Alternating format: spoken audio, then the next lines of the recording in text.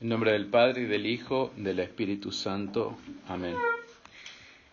La epístola de San Pedro, que hoy nos presenta la Santa Misa, comienza con una exhortación a ser prudentes y sabios para dedicarse a la oración y también a ser caritativos unos con otros.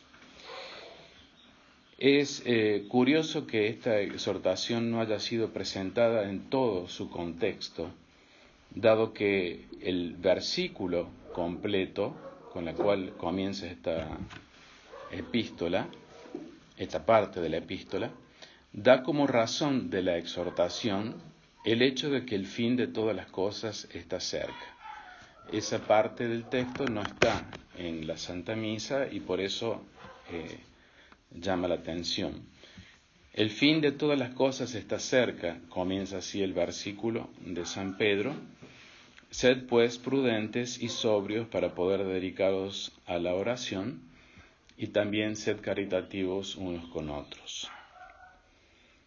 Respetando la decisión de la Iglesia de no presentar la primera parte de este versículo en esta Santa Misa, esto sin embargo no nos impide tratar el tema en el contexto apropiado en el que lo situó San Pedro, el cual es la aproximación de la segunda venida de nuestro Señor Jesucristo, cuando Él dice, el fin de todas las cosas está cerca.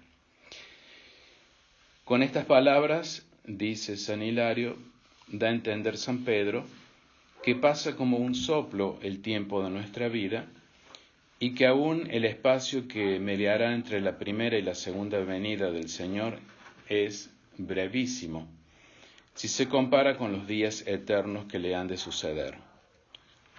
San Pablo dice, el tiempo es limitado, y en otra parte dice, el Señor está cerca, y el apóstol Santiago dice, tened pues paciencia, hermanos, hasta la parucía del Señor, porque la parucía del Señor está cerca. Entonces, por esto nos exhorta San Pedro a que no seamos necios, dejando pasar inútilmente este brevísimo lapso que se nos concede para ganar la felicidad eterna, y a que estemos siempre alerta y en vela para emplear bien todos los momentos de la vida presente. Hasta ahí la cita de San Hilario. Nos exhorta entonces San Pedro, porque el tiempo está cerca, a la oración y también a la caridad mutua y a ser prudentes. El fin está cerca, pues, como dice San Pablo, nos hallamos ya al fin de los siglos. Dice San Pablo, todo esto les sucedió a ellos, refiriéndose a los israelitas, en figura, y fue escrito para amonestación de nosotros, para quienes ha venido el fin de las edades. Lo mismo señala San Ignacio Mártir en su carta a los Efesios, ya estamos en los últimos tiempos. Y San Pablo, en la carta a los Hebreos, porque todavía un brevísimo tiempo, y el que ha de venir vendrá y no tardará. Y San Pedro, en su segunda epístola, ¿cuál no debe ser la santidad de vuestra conducta y piedad para esperar y apresurar la parucía del día de Dios? Entonces, la invitación, vuelvo a repetir, de San Pedro a ser prudentes, a la oración y a la caridad mutua, porque el tiempo se acerca, se acorta, y nos debe encontrar nuestro Señor con esas virtudes, ¿no? Sobre todo la oración. El fin de todas las cosas está cerca, dice San Pedro, y esto significa que habrá un cambio importantísimo cuando venga nuestro Señor. Mientras tanto, los que estamos a su espera, muy probablemente tendremos que sufrir persecución y tal vez también pasar por el martirio. Si leemos de la carta de San Juan, de la primera, nos da una pista, un indicio de los últimos tiempos. Dice, muchos se han hecho anticristos, por donde conocemos que es la última hora. Es decir, sabemos que es la última hora por la magnitud, por la cantidad de anticristos que hay a nuestro alrededor, de cuántos nos hablan palabras falsas. Los anticristos, la boca de los herejes. Y esta es la realidad que estamos viviendo. Se podría decir sucintamente que son aquellos que defienden sus intereses a costa de la verdad, es decir, a costa de Jesucristo, a costa de su Iglesia Católica, defienden sus propios intereses, y estos son los muchos anticristos que tenemos hoy a nuestro alrededor, por lo cual conocemos que es la última hora. El ejemplo más claro son los últimos antipapas que hemos tenido. Si los papas posteriores a Pío XII, es decir, Juan XXIII, Pablo VI, Juan Pablo I, Juan Pablo II, Benedicto XVI y hoy Francisco, son verdaderos papas, entonces la conclusión es que la roca, San Pedro, ha fallado. La conclusión es que las puertas del infierno prevalecieron sobre la Iglesia, contrario a lo que dice nuestro Señor Jesucristo. Y esto es un imposible porque nosotros creemos a Jesucristo. Y también es un imposible porque iría en contra de uno de los dogmas de la Iglesia Católica, que es el dogma de la infalibilidad papal. Un papa no puede errar en ningún momento en sus enseñanzas doctrinales y morales, ¿no? Como es lo que vemos que ha sucedido con estos antipapas que he nombrado, que enseñan el error, sobre todo el error moral, ¿no? Pero enseñan el error, son herejes o anticristos.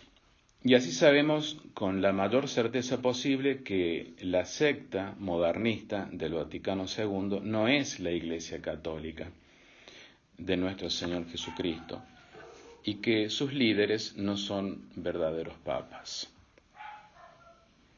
Más bien, la Iglesia falsa en Roma es en realidad la operación de error de la que habla San Pablo, que comenzó a manifestarse allá por el año 1958, la muerte de Pío XII, cuando el que ahora retiene, que San Pablo lo llama el catejón, fue quitado de medio, es decir, cuando el catejón se refiere al Papa, una de las interpretaciones que le podemos dar, tal vez sin llegar a equivocarnos, cuando el catejón es quitado, es decir, cuando el Papa fue quitado,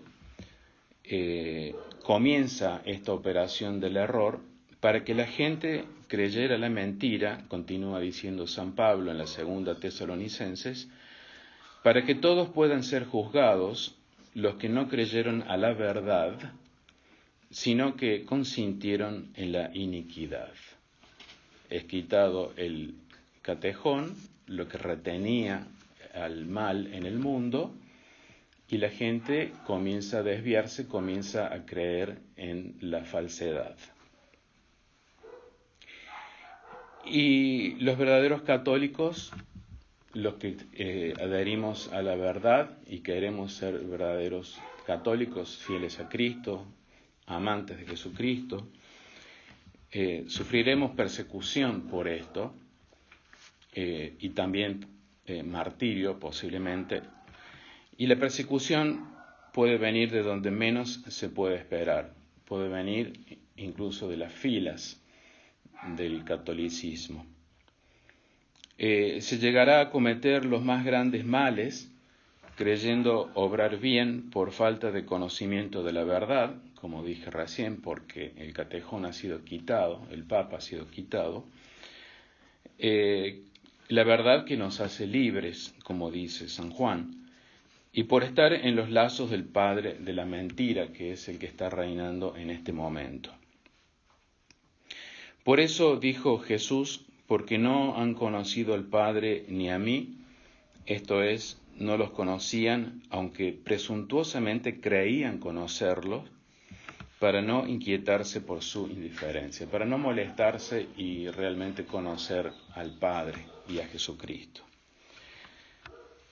Debido a esta operación del error de que habla con tan tremenda elocuencia San Pablo en la segunda Tesalonicenses, a la cual Dios abandona por no haber recibido con amor la verdad, el no amar la verdad que está en su palabra, y deja que creamos a la mentira.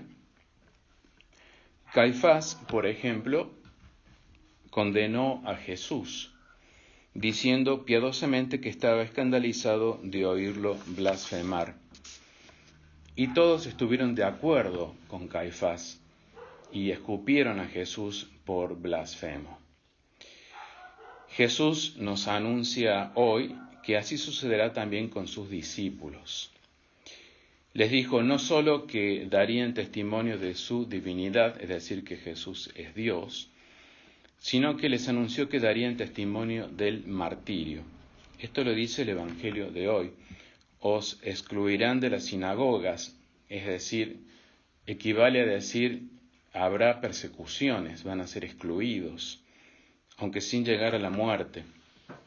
Y continúa el versículo, y les quitarán la vida, vendrá un tiempo que cualquiera que os quite la vida va a creer que le está haciendo un obsequio a Dios.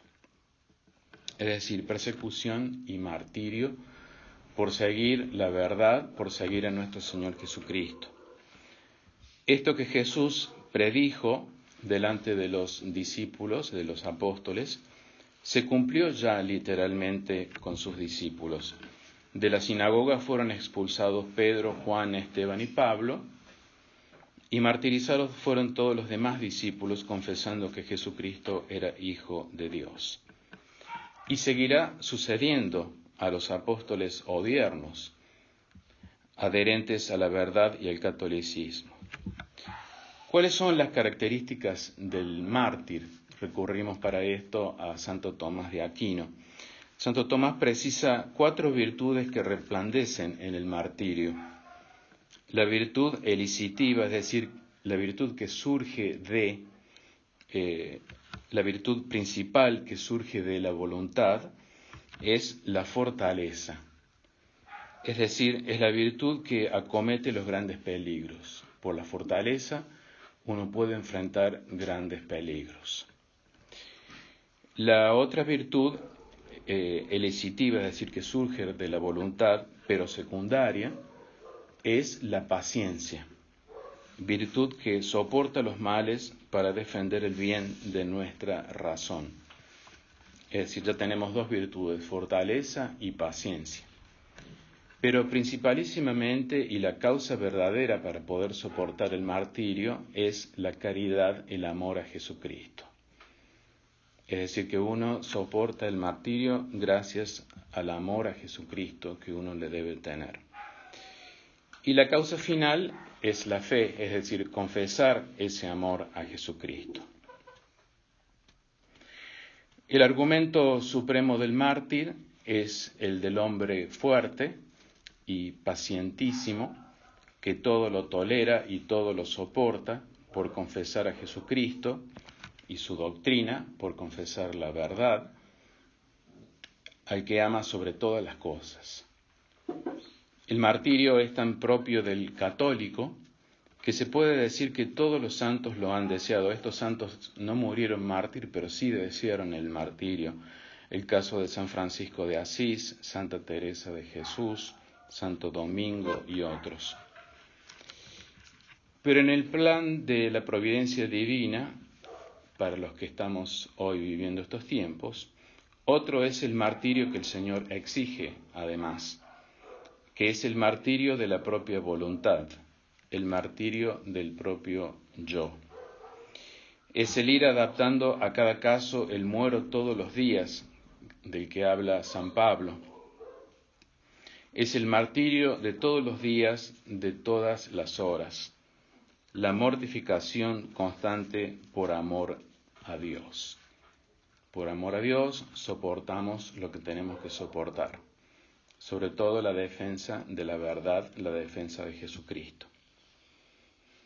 En el día del juicio, los malos se llevarán un grande y doloroso desengaño cuando vean que los buenos, a quienes en vida tuvieron ellos por ilusos y desgraciados, gozan de las delicias del cielo, mientras ellos son eternamente atormentados en el infierno. Así lo expresa muy claramente la palabra de Dios en el libro de la sabiduría. Entonces los justos se presentarán con gran valor en el juicio contra aquellos que los angustiaron y les robaron sus fatigas, contra aquellos que nos han hecho la persecución y el martirio, a cuyo aspecto se apoderará de estos la turbación y un temor horrendo, y han de asombrarse de la repentina salvación de ellos que no esperaban. Arrepentidos y arrojando gemidos de su angustiado corazón, dirán dentro de sí: estos son los que en otro tiempo fueron el blanco de nuestros escarnios y el objeto de oprobio. Insensato de nosotros, dicen estos.